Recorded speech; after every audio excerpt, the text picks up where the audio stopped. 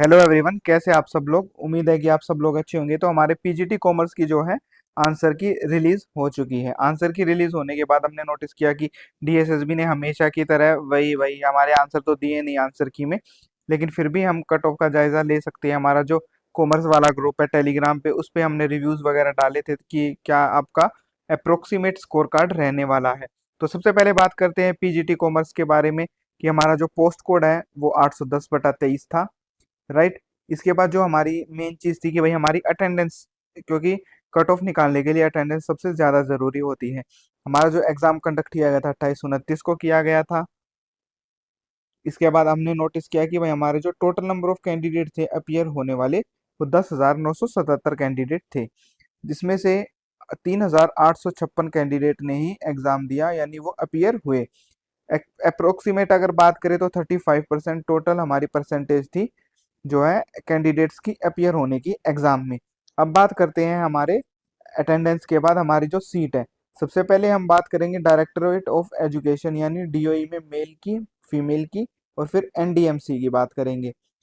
Right. इसमें हम अगर कैटेगरी वाइज सीट की बात करें, UR category, OBC category, SC category और एसटी कैटेगरी, मेजर कैटेगरीज यही हैं।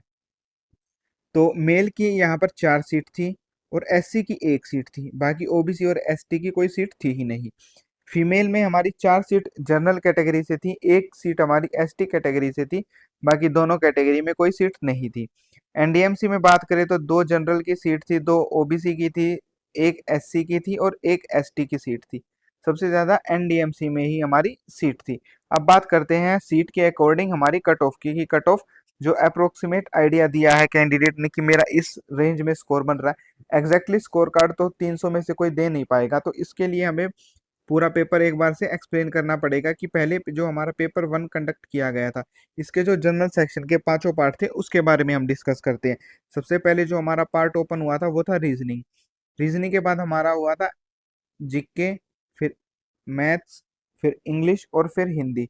अगर हम नीचे से बात करें, हिंदी जो पार्ट लगभग सबके लिए इजी था, 15-16 नंबर यहाँ से जरूर बनने चाहिए और अटेम्प्ट 2 से 3 ज्यादा होने चाहिए। इंग्लिश में भी 13 से 14 नंबर आपका स्कोर कार्ड जरूर होना चाहिए।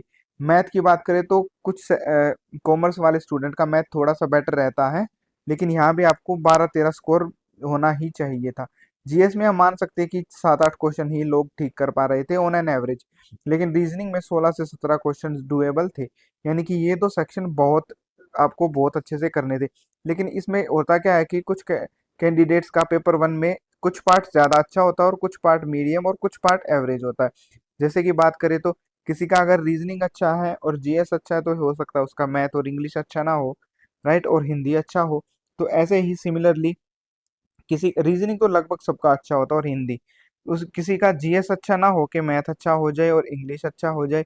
तो इसलिए हमारी पेपर 1 की जो कट ऑफ है, अगर आपको मेरिट में आना है तो वहां पे आपको ऑन एन एवरेज 60-65 से लेके और 75 तक का स्कोर जो है वेरी होना चाहिए था। अब हम बात करते हैं हमारे पेपर 2 की। पेपर 2 में जो हमारा 200 नंबर का टेक्निकल सेक्शन था, वहां पे आपको 100 से ऊपर तो स्कोर करना ही पड़ेगा अगर आपको मेरिट में आना है। तो वैसे भी कॉमर्स की लिस्ट हमेशा से ऊपर जाती रही है। अभी जो लास्ट वीक आई थी वो कट ऑफ कम इसलिए थी क्योंकि वहाँ पे आप नंबर ऑफ सीट देखो, यहाँ से तो 5 गुना सीट थी। अब 5 गुना सीट कम ज्यादा होने की वजह से जो कट ऑफ है वो लगभग 50 नंबर नीचे चली जाती है। राइट। अगर आप इससे पुरानी कट ऑफ देखें तो 200 की रेंज में ही रहती थी। अब बात करते हैं हमारे नेक्स्ट की, राइट, कि हमारी कट ऑफ क्या जाएगी। अब है कट ऑफ। तो सबसे पहले हम बात करेंगे डायरेक्टरेट ऑफ एजुकेशन में मेल कैंडिडेट की, फीमेल की और एनडीएमसी की। राइट।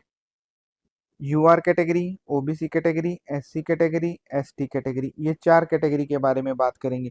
मेल कैंडिडेट की जो कि 4 सीट थी, उस पे हमारी जो कट ऑफ वेरी करने वाली है वो वेरी करने वाली है 215 के अराउंड। ओबीसी कैटेगरी की बात करें तो हमारी कोई सीट थी ही नहीं। एससी कैटेगरी की 1 सीट थी, तो वो 210 के अराउंड रहने वाली है। एसटी कैटेगरी की कोई सीट थी ही नहीं। अगर हम फीमेल कैंडिडेट की बात करें तो 4 सीट जो हमारी जनरल कैटेगरी से थी वो लगभग 217 के अराउंड रहने वाली है। ओबीसी कैटेगरी, एससी कैटेगरी में कोई सीट थी नहीं।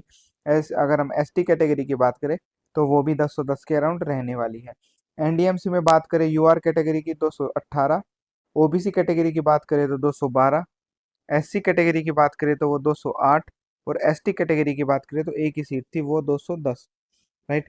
क्या एग्जैक्टली यही स्कोर कार्ड के अराउंड जाने वाली? नहीं, क्योंकि हमारा एग्जाम जो है वो 28-29 को कई शिफ्ट में कंडक्ट किया गया था, जिसकी वजह से नॉर्मलाइजेशन का इफेक्ट पड़ेगा और 10 के नंबर के आसपास प्लस माइनस नॉर्मलाइजेशन रहने वाली है। इसके अलावा कुछ क्वेश्चन हमारे क्वेश्चन पेपर में रॉन्ग भी बताए गए थे और उन कुछ के आंसर डीएसएसबी ने गलत बताए हैं। अच्छा, इसके अलावा एग्जैक्टली कैंडिडेट को एग्जैक्ट प्रिसाइजली स्कोर कार्ड नहीं पता है, जिस वजह से 10 नंबर से 5 नंबर की कट ऑफ इसमें भी वेरी करेगी। यानी कि अगर आप इस रेंज में कट ऑफ हैं और आप प्लस माइनस 10 वाला सीन के आसपास हैं, तो आप अपने आप को सेफ मान सकते हैं। लेकिन अगर इस रेंज से नीचे हैं, अगर कोई भी कैंडिडेट 200 से नीचे है और वो जीआर कैटेगरी का है, तो उसको नहीं होने वाला है सिलेक्शन।